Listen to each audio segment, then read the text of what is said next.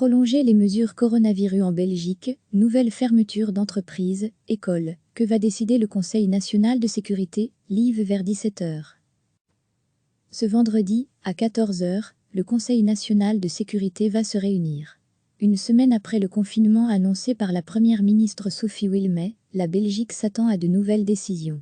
Pour rappel, le Conseil national de sécurité est composé de la première ministre, qui préside le CNS, des vice-premiers ministres et des ministres de la Justice, de la Défense, de l'Intérieur et des Affaires étrangères. Pour ce qui concerne les responsables politiques, il y a d'autres responsables policiers, judiciaires, etc.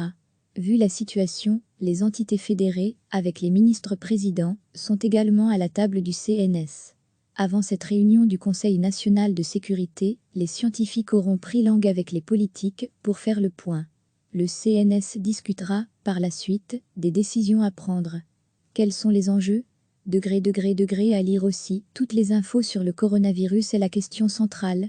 Les mesures prises par le gouvernement sont-elles efficaces ? Chaque jour, les chiffres de contamination, de décès, d'hospitalisation en soins intensifs ou non, évoluent, la plupart du temps à la hausse. Peut-on néanmoins penser que ça va mieux ? Certains scientifiques le pensent. Dans les analyses génétiques réalisées sur les différents porteurs du virus, on se rend compte qu'il y a plusieurs types de Covid-19 qui circulent chez nous, sans pour autant se répandre. En clair, différentes versions du coronavirus sont présentes chez nous, mais on constate que ces différentes versions restent dans leur zone. Elles ne voyagent pas d'Ostende à Arlon. Cette constatation est une certaine source d'optimisme pour les experts.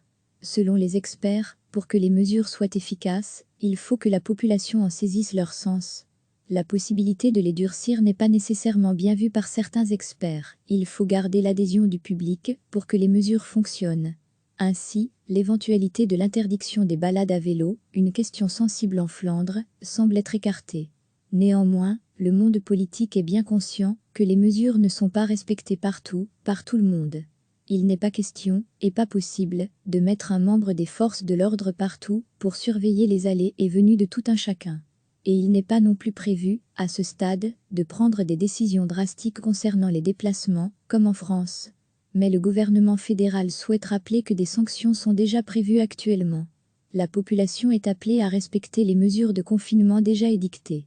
C'était l'un des points compliqués de la dernière négociation au CNS. Les cours restent suspendus, et à la question de savoir si les cours pourront reprendre après Pâques, le CNS pourrait plutôt décider de renvoyer la décision à plus tard.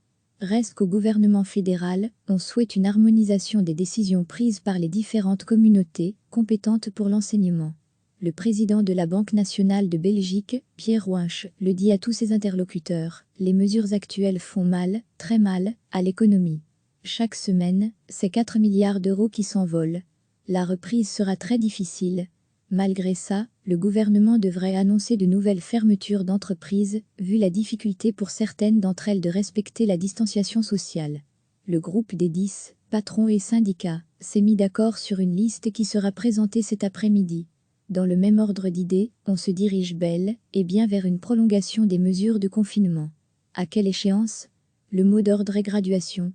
Le gouvernement pourrait annoncer une prolongation du confinement jusqu'au 19 avril, au lieu du 5 avril, comme annoncé la semaine dernière.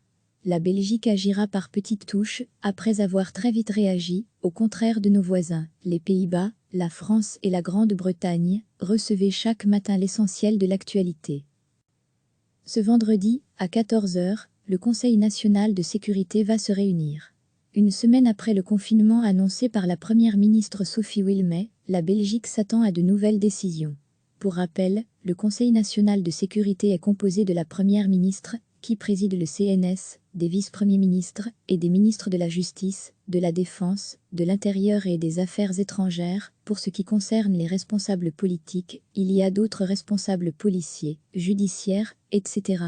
Vu la situation, les entités fédérées, avec les ministres-présidents, sont également à la table du CNS. Avant cette réunion du Conseil national de sécurité, les scientifiques auront pris langue avec les politiques pour faire le point. Le CNS discutera, par la suite, des décisions à prendre. Quels sont les enjeux ? Degré à lire aussi. Toutes les infos sur le coronavirus est la question centrale. Les mesures prises par le gouvernement sont-elles efficaces ? Chaque jour, Les chiffres de contamination, de décès, d'hospitalisation en soins intensifs ou non, évoluent, la plupart du temps à la hausse. Peut-on néanmoins penser que ça va mieux? Certains scientifiques le pensent. Dans les analyses génétiques réalisées sur les différents porteurs du virus, on se rend compte qu'il y a plusieurs types de Covid-19 qui circulent chez nous, sans pour autant se répandre. En clair, différentes versions du coronavirus sont présentes chez nous, mais on constate que ces différentes versions restent dans leur zone. Elles ne voyagent pas d'Ostende à Arlon. Cette constatation est une certaine source d'optimisme pour les experts. Selon les experts, pour que les mesures soient efficaces, il faut que la population en saisisse leur sens. La possibilité de les durcir n'est pas nécessairement bien vue par certains experts. Il faut garder l'adhésion du public pour que les mesures fonctionnent. Ainsi, l'éventualité de l'interdiction des balades à vélo, une question sensible en Flandre, semble être écartée.